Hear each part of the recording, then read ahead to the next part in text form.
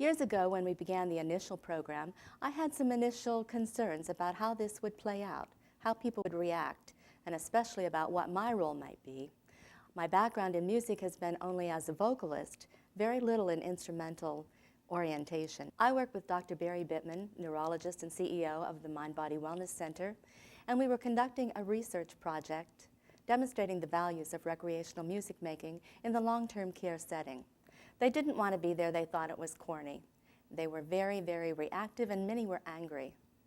Moving through that process, I watched the protocol work. I watched it allow people to break down facades and barriers that had been in existence for many years, often decades, and possibly lifetimes.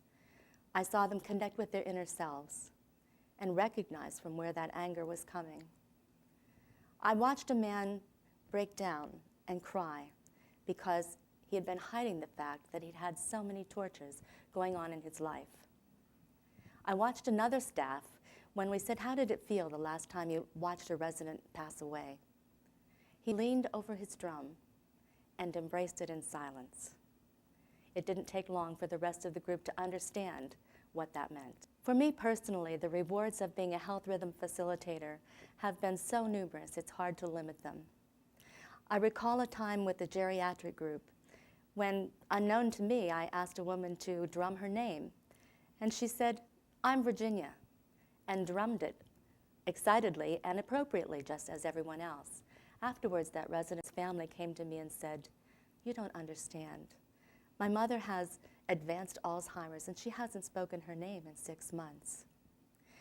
My experience with the adolescent group in a detention center has been phenomenal beyond words.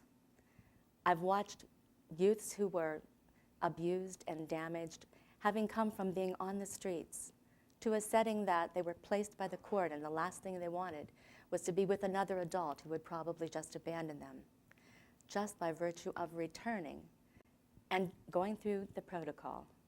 They came to a place where those barriers began to chip away. When they were asked questions of the inspirational beats, they took time to reflect.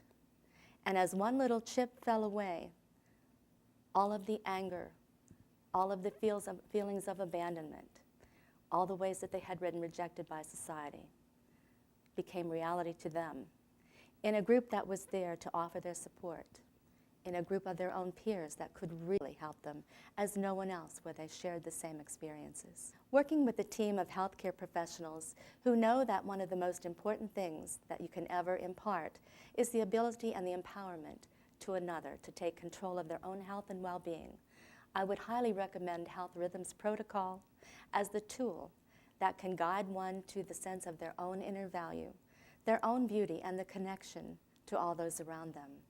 The ability to understand your own realities provides the essence of the tools that you need to connect to others and begin your own healing journey. One of the most inspiring feedback quotes is from a 14-year-old off the streets of inner-city Philadelphia.